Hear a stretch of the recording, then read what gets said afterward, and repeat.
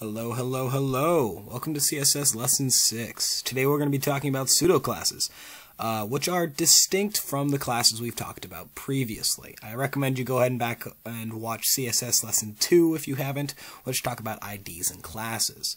So just to make sure we understand what pseudoclasses are, let's go ahead and break down the first part of the pseudoclass, which is, what does pseudo even mean? So pseudo is actually a Greek word, and what it means is fake, false, or some people consider it a sham. It also could mean almost or trying to be. So in this case, if we wanted to think about it, pseudo classes are things that are trying to be classes. They're fake classes, if you want to speak, almost like a phantom or a ghost class. So what do we use pseudo classes for? So these are use keywords to define a special state of an element. For example, if we want to change the style of a visited or unvisited link, we could do that with a pseudo class. Or the style of an element when we our cursor hovers over it. Or inputs. So when we're typing it into an input, we could change the style so that something changes, the color changes in the background to indicate that you are actively typing into that input. We'll see examples of each of those in this video. The basic syntax for all of these, though, is we're going to have an element of interest using our selector, right, which could be h1, p, image, or whatever, and then it's going to be separated by a colon, and then we're going to put the pseudo class here, and that could be focus or hover, and then on the inside of that declaration, we have our property and our value for that pseudo class. So let's go ahead and take a look at an example of how a pseudo class would work. Alright, so let's go ahead and take a look. The code's on the left here, and then the result is on the right in this my little Google Chrome browser. So, as you can tell, I have what I've selected is the link tag, which is A, and I have two links down here that you can see. One is to Smithsonian, one is to Willows Prep, our school, and as you can tell, I've done A:link. Now what this is going to do is it's going to change the color of a link that I have not visited. We go over to the right and we see that, yes, that link is changed. So now it's orange instead of the normal, I think it's like blue or something like that. So that is the first example of a pseudo class. So the link is the pseudo class, and it is determined by the colon, and then we change the style for that pseudo class. We can also do A:hover, which means when I hover over one of these links, which is, again, I selected a link here, I'm going to have a border that is 2 pixels solid blue and change the padding. So if I hover over this, let's take a look. Ah, yes, these two links, they do actually have a box that forms around them, showing the border, which is kind of cool. It kind of shows you a little bit better what you're selecting there, which I thought was kind of cool. Then this third example here that I have for some examples are the visited tag, or pseudo class, excuse me. So it's A:visited, and now as you can tell, instead of purple, the color is silver, and we can see that, yes, I have been to the Willows Prep website, so it is silver. Now the final example I have here is changing the pseudo class for the input tag. So it says :focus. Now if we go down here, if you remember talking about forms, we have the form tag. I asked what is your favorite food, :input type, and then I just did the normal input.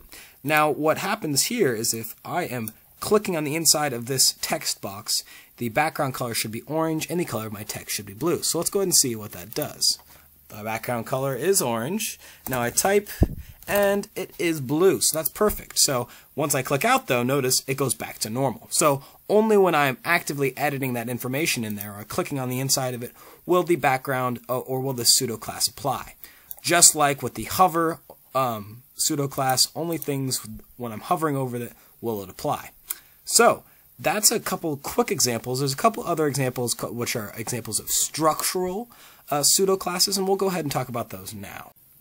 Alright, so structural pseudo classes actually deal with the child elements normally of tags. So if you haven't watched the first video on CSS, I highly recommend you go back and do that and review what the difference between a child and a parent element is, because we're going to be using that right now.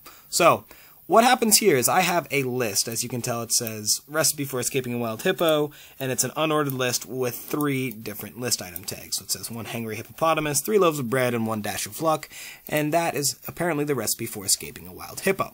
So if we go up here, inside my style tag again, I have three different pseudo classes that I've selected here. This li first child means that the first list item, or the first child list item, so if it's a list item and it's a child and it's the first one, this will then apply. So it says font-size 150% and the color red. So as we can tell, the first list item, which is the child of the unordered list, right, is going to be 150% larger and the color red.